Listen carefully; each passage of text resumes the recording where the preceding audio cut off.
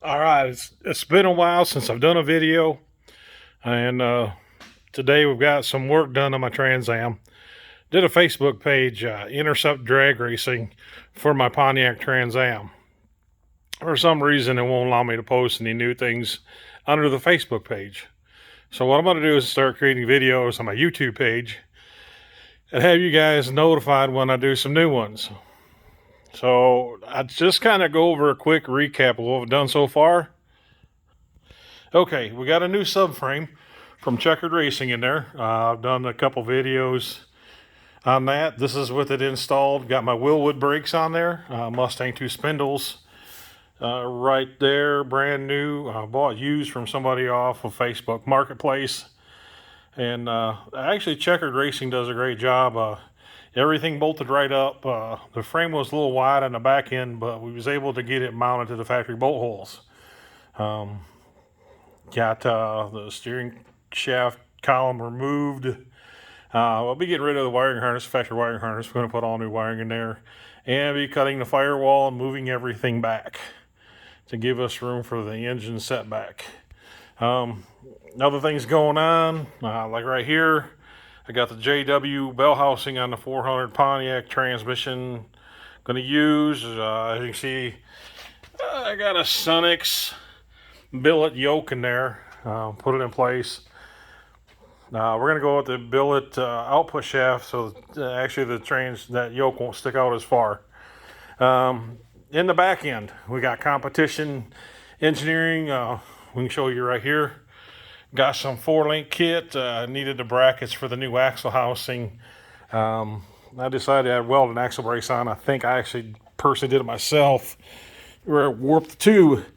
But right now you can see we got Willwood brakes, drag race application on the back.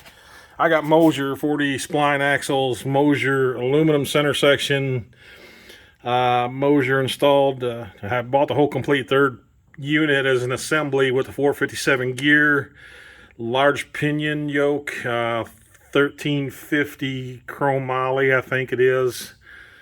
And we got a Rhodes Fab 9-inch all set in place. Don't know who makes the shocks. The stickers are worn off. It was on the car when I bought it.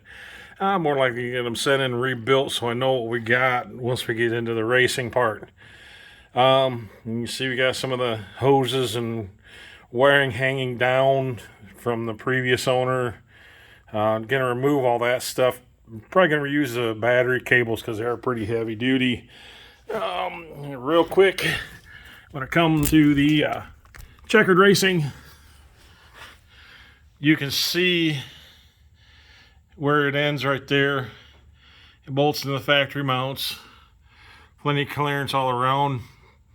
But the tubing that was in there originally, going back to the back part to the cross member or the cross frame from the back half, however you want to say it, it doesn't really match up. So what I decided to do is the Checkered Racing is a 2x3 steel.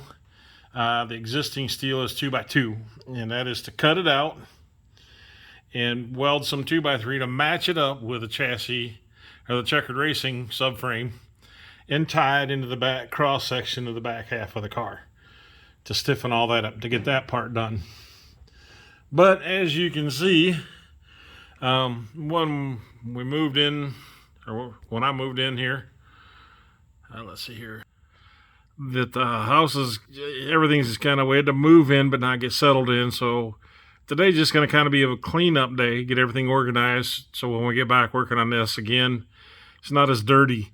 I mean, the people that owned it before was, how you want to say, there's a half or an 1/8 inch of grease and dirt buildup on the concrete. I don't think some of this concrete's seen the light of day in decades.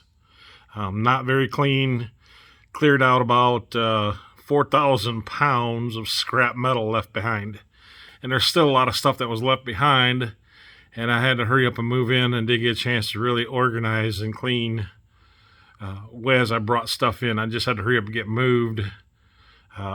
With my job, got transferred from Alabama to Georgia, so we're got to do some cleaning in the shop get some organization going on, get some room, and then we can continue on back with the race car.